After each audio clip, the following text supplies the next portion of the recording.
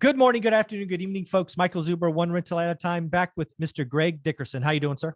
Doing great, Michael. Good to see you. Yeah, hey, man, one of the things I have to talk to you about today is something that legit scares me. It's specifically around cost of capital, 30-year mortgage rate, right? You and I have talked about where we thought rates would go. I think it's fair to say we both saw them going up, but I didn't see it going up this fast. We both think that 6% is a number that really causes issues, and 7% would be, in my opinion, just stop the market. And that is what is called quantitative tightening. We have to go through this. We have a Fed balance sheet at over 8 trillion. We tried this before in 18, but the environment is different with 8.3% fictitious inflation. Look, Greg, I'm very nervous about QT. I think QT could send rates even higher. The Fed, this is how crazy I believe. The Fed could pause in September. I'm not saying they will. I'm saying they could. And QT will still cause mortgage rates to go up. I think rates are going to go much higher from here, and I'm scared. What do you think? Yeah, so the Fed can pause what, their rate hikes? Is that what you're saying? I'm saying that. I'm not saying they will. I'm just saying theoretically, if they paused, because most people think the Fed pauses, rates don't move. Fed pauses and QT, that could cause rates to go up. QT is that big a deal that nobody's thinking about. Yeah. So, the Fed funds rate is what the banks charge each other. Okay. So that doesn't affect mortgage rates. What affects mortgage rates are treasuries, right? Because the capital that is weighing the delta between, hey, I can buy bonds that have zero risk at 3%, or I can buy mortgages that have risk at 5%. Well, that delta needs to be big enough for that capital pool to move one way or the other.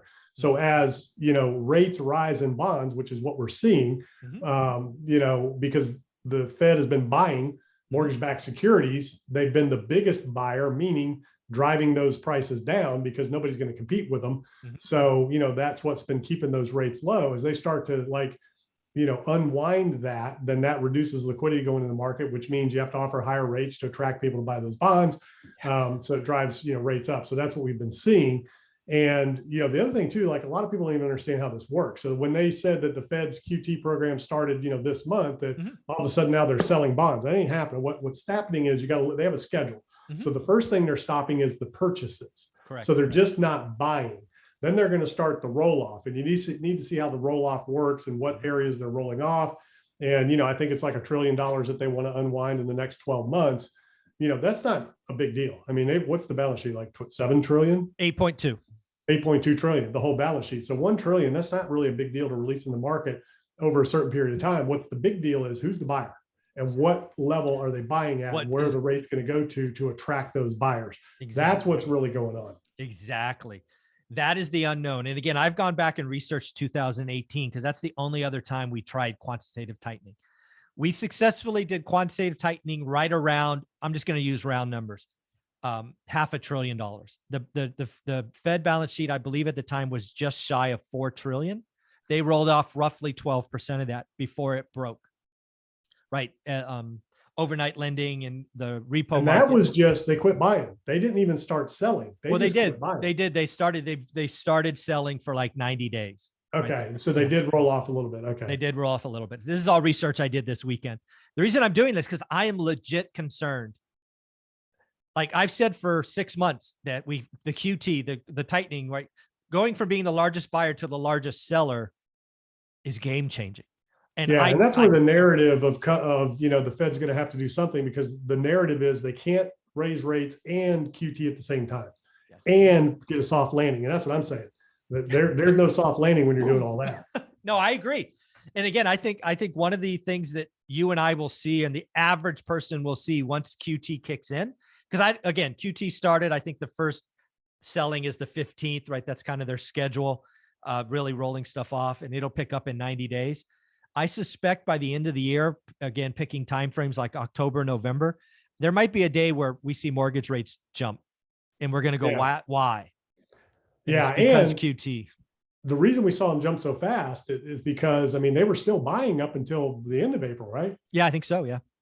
So that's when they stopped. So now all of a sudden, bam, that's why you saw that spike. And now when they sell, you'll see another spike. So, that's just mind boggling to think they were still buying up until the end of April. It's ridiculous.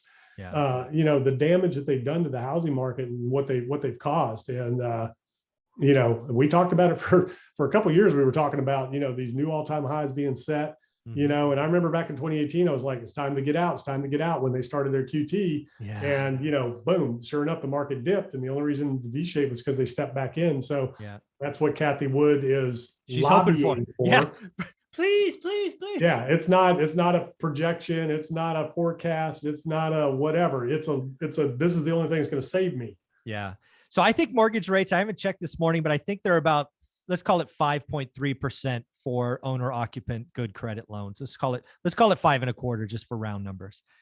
I think QT might take it to over 6 sometime. Again, people go back and watch our videos. I thought we would top out like 5.7, 5.8 this year. With QT kicking in, with the Fed not pausing in September, I think the 30-year mortgage rate might get over 6%. And that's game changing. You've talked about that a couple of times. Yeah. And the 5, 10, and the 30 are all over 3% right now in bonds. Oh, the 10 went over 3. Oh my God. Yeah. Wow. Yep. So, that's what's really going to drive it right there. And yeah, you start getting into, the upper fives, we already see what's happening, at 5% because of where we came from. We're seeing corrections, all across the country, but the markets that are still red hot, you get into the 6 or 7s, that ends that. Yeah. Again, folks, we've seen this environment. I've gone back to the 1979 to 82 period where rates shot up because it got Paul Volcker to rug pulled or whatever you want to call it. Housing transactions were cut in half like that, right? You still had some deals. Some people still buy cash. You still have some creative deals, but the housing market, the market stops. Buyer, seller stops. It just, because again, think about a seller. Yeah, it stops at the price levels we're at. Correct. Because, it still goes. I bought a house at, 9% interest and, so it's just levels, so the affordability, because, the prices have to adjust. So certain houses make sense at 7, 8, 9, 10. Agreed. My parents' first house, they were paying 14%, but some number. Yes. That house was probably 50 grand or 60 grand or whatever, when they bought it. So, it just has to correct. The interesting thing, what's really interesting is, so you have the perfect storm coming. You've got rates exponentially rising. If they spike again going into the summer, that's a big correction because the summer slows down anyways. June, July, August, those are your slowest months in the housing market. Yeah. Where things will sit, traffic dies because everybody's, vacation. On vacation. Now you have inflation where people are like, wait a minute. So, it's actually 3, I didn't really add. So you have inflation that's affecting their disposable income. Correct. Now you have rising interest rates, which is driving the cost up. So people that normally said, I could squeeze out an extra $500 a month for that house, that 500 a month's gone now. They don't have it. And then you have the summer slowdown coming. So you have all 3 of these things attacking the housing market at the same time. You got one more. You have the fear of unemployment doubling. People layoffs and job security. Now people are even nervous. I don't know that I can sign that. I don't know if husband and wife will keep their jobs. So you have just a ton of negativity coming at this, I think. Which is a positive. So which is a positive. Exactly. It needs to correct. We need more inventory. We need more accessibility for people that want to buy a house that have been priced out, haven't been able to. So for people watching, this is all good. So all of these things I'm saying are the things to watch that are going to lead to a correction that's going to present the opportunity for prices to come down where people can buy. Sure, you'll be paying, your interest rate is going to be higher, but what you're paying is lower. And then when we get through this, rates will correct and you'll be able to refinance, once we get, on the other side of all this. So it'll be a temporary thing, but, it's really, it's just fascinating. And, these are the things that, we have that are in front of us now that are going to really, affect this housing. But yeah, QT is a big one that a lot of people don't understand, really aren't paying attention to. And, the last thing on there too is like sellers. Yeah. It boggles my mind how many sellers always jump in at the end after the correction for FOMO, like, man, I want to cash in and sell my house now. Yeah. It's like, that's the other thing. On top of all these other things, this is when sellers are going to jump in mass and start listing their houses. Now, granted, most of them are unmotivated and they're like, I've got a couple of clients in that boat that thought, hey, I could get X for my house. I'm going to put it on the market. And they found out, I'm a little bit late. Yep. So they just pulled it off the market and said, I don't have to move. I don't have to leave, but if somebody will pay me this, I'll move. Yeah. Wish pricing is what I call that. Yeah. Again, the housing market is something I've studied for 30 years. The interest rates, payments, it's always about affordability. The one thing that I think we're going to see in this environment is it's going to be very sticky on the way down. I think everything we've talked about, I think the only place you and I disagree is timing. I think you think it'll happen. The dominoes will fall just a little bit faster than I think, but it's going to be fascinating to watch. And this is the one thing we agree on is this is just starting. It is just starting. It's going to be fun to watch. Yeah. And the caveat is the Fed. It's inflation and it's the Fed. If inflation all of a sudden just, everything opens up and all these prices come way down, then that changes things. And then the Fed can change course. But until inflation's under control, they can't change. And for everybody watching, go study Japan, the lost decade. Go study what's happening in Turkey right now. Again, very different economies than us. Japan was probably more closer to a better structured economy than Turkey or Venezuela, these other places that have seen hyperinflation. Japan's not seen hyperinflation. They couldn't get inflation. Yeah, they couldn't. And, they had stagflation for 10 years, which is the result of too much, junk going out in the system too long.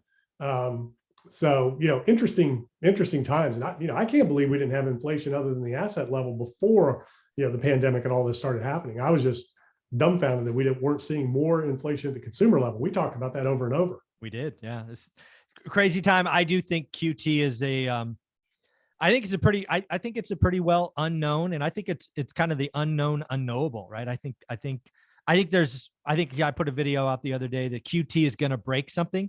We just don't know when, we don't know how bad, and we don't know what it'll be. So buckle up. Well, the Fed has changed their operandus modi, whatever you call it, their MO. Yeah, there you go. Modus operandi. That's what there I'm you go. They've changed their MO from steady as she goes to move fast and break something. Yeah, I They're in startup mode. Go fast and break stuff. Yeah, and I think they are like, we'll start a fire. We don't know what it will be, but we'll put it out when it starts. This QT's legit has me concerned. So, Greg, we'll be talking about stuff like this every week. You have a playlist on this channel with hundreds of hours. Thank you. Where can people find you? Yeah, gregdickerson.com. Go check it out. All my social media links are there, and we'll see you on the next episode. Thanks, buddy.